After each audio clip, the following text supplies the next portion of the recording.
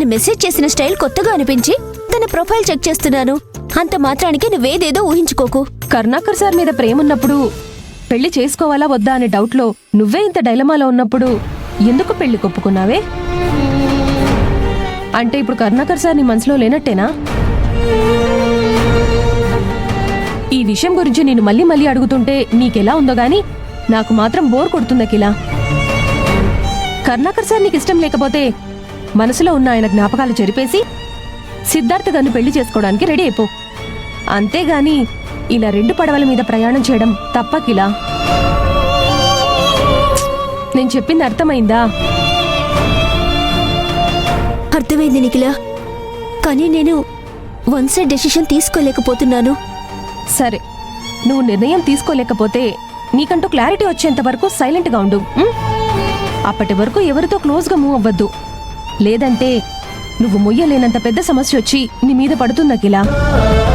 అర్థమైందా?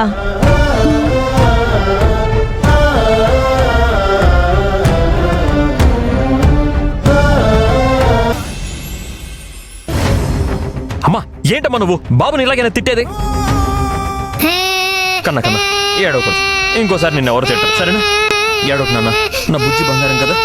నువ్వు good bye నాన్న. ఏంటమ్మా నువ్వు ఎవరి దగ్గర ఎలా మాట్లాడాలని కూడా తెలీదా? చూడు ఎలా ఏడుస్తున్నాడు. చూడు హరి, వాడి కన్న తల్లిదండ్రులు వాడి పక్కన ఉన్నప్పుడే వాడు ఏడవకుండా సైలెంట్ గా ఉంటాడు.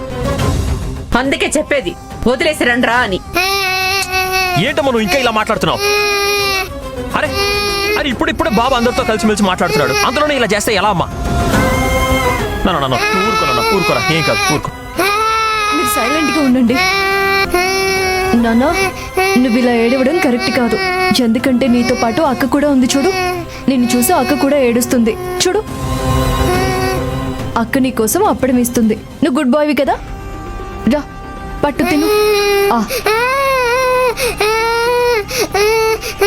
నన్ను ఊరుకోనన్నా, ఊరుకో. నీకు చాక్లెట్ కావాలా? ఐస్ క్రీమ్ తింటావా? చూసావమ్మా, బాబు ఏడు పాపడం లేదు. మీ అందరితో పాటు ఇక్కడే ఉంటే బాబు భోజనం కూడా చేయడు. లక్ష్మి, ప్లేట్ తీసుకొని నేను టెర్రస్ మీదకి వెళ్ళిపోతాను. తీసుకో వాడు నువ్వు ఎత్తుకో, నేను ప్లేట్ తీసుకొని వస్తాను. మామయ్య, నేను కూడా వస్తాను. అమ్మో, సైలెంట్ గా కూర్చొని తిను. లక్ష్మి, నేను టెర్రస్ మీదకి వెళ్తున్నాను, నువ్వు రా. దా నాన్న, ఏడోకు నాన్న, మనం టెర్రస్ మీదకి వెళ్దాం. ఏడోకు మనం పైకి వెళ్దాం.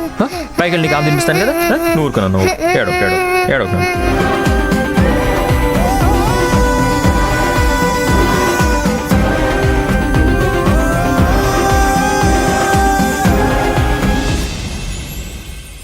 తిన్నన్నా, ఆకలేస్తుంది కదా, ఊరుకోనన్నా, ఏం కాదు, సరేనా?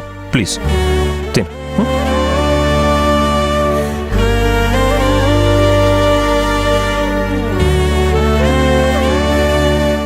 తిను, నోరు తిరు. అది కాదండి, మీరలా బాబుని తీసుకొచ్చేస్తే ఇంట్లో వాళ్ళందరూ ఏమనుకుంటారు? వాళ్ళకి పిల్లలతో ఎలా నడుచుకోవాలో తెలియదు లక్ష్మి. ఈ రోజు కాకపోతే రేపైనా తెలుసుకుంటారని బాబుని తీసుకొచ్చాను. మనతో ఉంటే వీడి కడుపు నిండా తింటాడు. ఏమండి, వాళ్ళ మాటని మనం కూడా అర్థం చేసుకోవాలి కదా. అసలే అత్తయ్య వాళ్ళకి బాబు ఇంట్లో ఉండడం ఇష్టం లేదు. మీరు బాబు కోసం ఇదంతా చేస్తుంటే అత్తయ్య వాళ్ళు బాబు కోసం మీరు మారిపోయారని వీడి మీద కోపం పెంచుకుంటారు. నేను అంత దూరం ఆలోచించలేదు లక్ష్మి. అమ్మ వీడి మీద అరిచేసరికి భయపడిపోయాడు. ప్రస్తుతానికి ఇంట్లో వాళ్ళకన్నా మనకి బాబు ముఖ్యం. మీరు అన్నది బానే ఉందండి. ఇంట్లో వాళ్ళ మనసును నొప్పించకుండా బాబుని చూసుకోవడం కూడా మన బాధ్యతే కదా.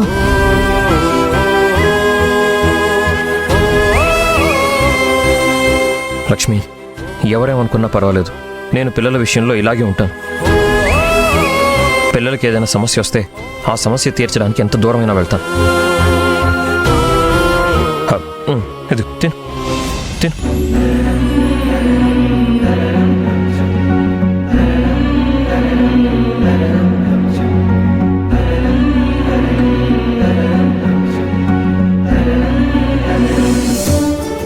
ఏంటి మేడం అలా చూస్తున్నారు?